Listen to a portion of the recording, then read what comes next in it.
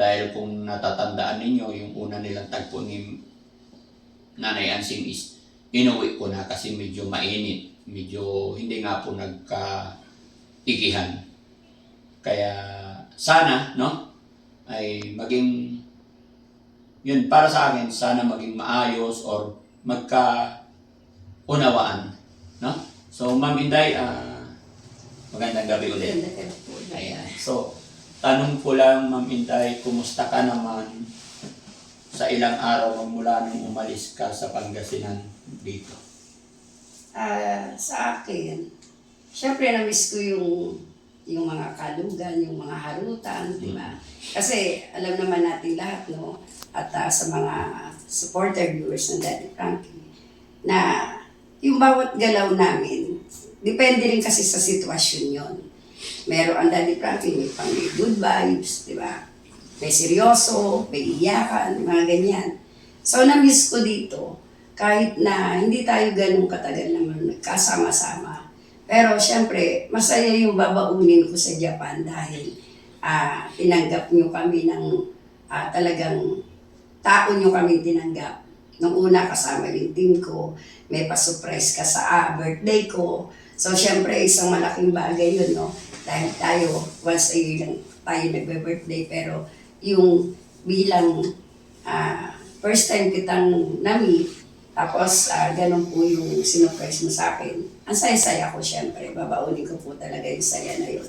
At yung ganun din sa mga buong team ng Daddy Frankie, Mami Rochelle, no? Hindi ko po naramdaman talaga yung may halong plastic. Although syempre nandun po yung hiya natin, ganun naman talaga pag first time sa tao, di ba? Pero dahil nga sa pinakita nyo at pinaramdam nyo, talagang totoong tao kayo, tapos ganun din sa buong team, nung una, nangangapaan, tapos nung mga ilang araw na nagkakaharutan na. So yun yung magandang samahan at saya na babaunin ko sa Japan. Kasi first time talaga itong nangyari sa akin. Sa bagay, hindi naman ako ganun katagal sa social media. No? At yun nga, wala naman akong sinasampas-sampahan na kung saan-saan. No? Sa totoo lang, inamin ko na rito na pangalawang 2 times ko pa lang na nag-reactor kay Daddy Frankie. Kaya yung magandang salubong at pinaramdam sa amin, doon pa lang, buong puso ako nagpapasalamat po sa inyong lahat at sa buong team. Sana, di ba, hindi lang sa akin, kahit sino po ang bibisita sa inyo, alam ko na ganun po kayo mag-appreciate sa mga bisita nyo, na dahil totoong tao kayo, yun po, yun lang yung magandang mga nangyari na. At syempre masaya din ako dahil na-meet ko yung mga ibang beneficiary ng Daddy Frankie. Tayo nakatuklas kung paano mag-mission si Daddy Frankie, di ba? Kaya yun yung na-experience ko. Syempre, sino ba naman ako? Si Inday Okay lang, no?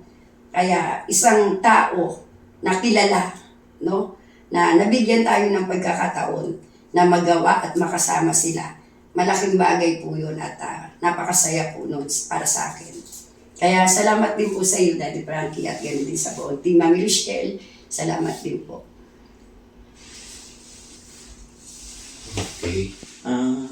Yun, gaya ng sinabi ko, Ma'am Inday, syempre ayaw ko rin na isipin mo na one-sided ako. Kaya pinaka-reason na kahit medyo gabi na at medyo hindi maganda yung pakiramdam is pinilit kong pumunta dito para pag-usapan natin yung nangyari kay Ma'am Inday. Anong naging naramdaman mo sa nangyari sa inyo ni Ma'am Inday, ni Nanay Ansing? About dun po, kasi, di ba, kasi sa mga hindi nakakaintindi, no?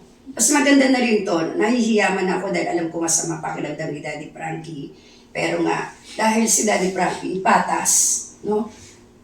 Patas siya. Ito yung masasabi natin na hindi script, hindi prank, no? Kasi kung prank to, kung script to, wala naman po kaming magagawa kung yun ang iisipin ng iba, no? Hindi, ako sa akin hindi ko po pwedeng ipagpilitan at ipaliwanag. Kasi ako lang po yung makakapagsalita. Ako po yung kasama ng personal. So alam ko po yung ginagawa namin. No? At about mo po kay Ansing, kasi kung ikukumpara nyo, bago kami nagkita ni Ansing, ay iba't ibang beneficiary ng Daddy Frankie. Especially, di ba, kay Ate Nida. Alam naman natin lahat na si Ate Nida ay may pinagdaanan. No? Pero, ang kinakakahanga ko lang, si Ate Nida, kahit may pinagdaanan siya or may sakit siya, marunong siyang tumanggap bilang tao.